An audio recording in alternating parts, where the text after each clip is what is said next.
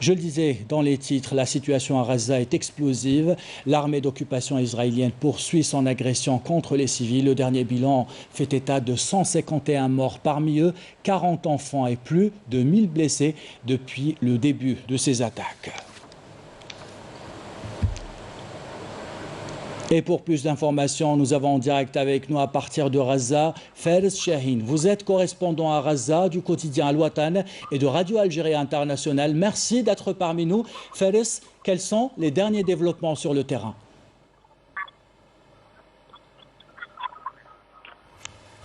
À part le bilan que vous avez donné tout de suite, cette opération militaire féroce qui a été lancée lundi soir par l'armée de l'occupation israélienne contre la bande de Gaza et la résistance, elle se poursuit sans relâche jusqu'à cet instant, 2 minutes avant votre intervention, et dans le voisinage de mon appartement. Il y a eu un bombardement israélien et ça continue comme ça depuis le début. Ça n'a pas arrêté du tout.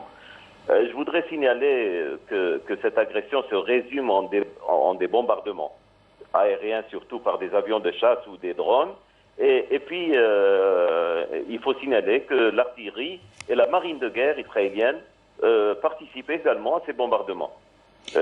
Vous avez donné le dernier bilan qui est encore plus juste que celui que j'ai.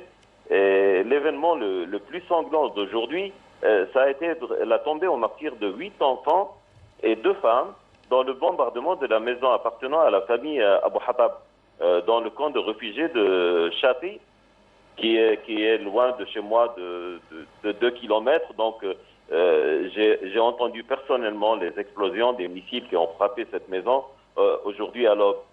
Il faut signaler également la poursuite de la guerre israélienne contre les immeubles d'habitation, comme vous l'avez cité, de 11 étages et plus dans le centre-ville de Gaza. La tour El Jala, ça s'appelle comme ça, elle a été réduite. Justement, Fares Chahine, vous vivez sous les bombardements de l'armée d'occupation israélienne depuis plusieurs jours. Faire son travail de journaliste devient de plus en plus difficile. On l'a vu encore aujourd'hui, justement, avec le bombardement d'un immeuble qui abritait les locaux de médias internationaux et locaux. Comment vous faites, Fares, pour continuer à exercer votre travail de journaliste?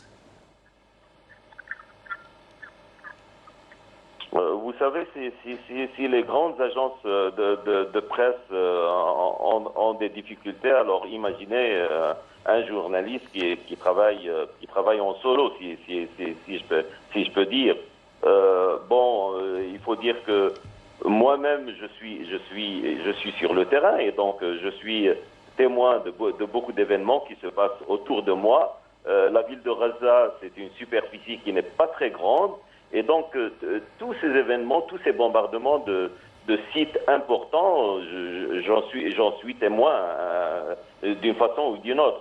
Bon, pour les événements qui se passent, par exemple, dans le sud de la bande de Gaza ou un petit peu loin dans le nord, par exemple, je me fie à des informations de certaines agences de presse locales qui ont des représentants et des correspondants un petit peu partout dans les quartiers des villes de la bande de Gaza. Fares Chahine, merci beaucoup pour toutes ces précisions. Je rappelle que vous êtes correspondant à Gaza du quotidien Al-Watan et de Radio Algérie International. Vous étiez en direct avec nous à partir de Gaza. Merci pour toutes ces précisions.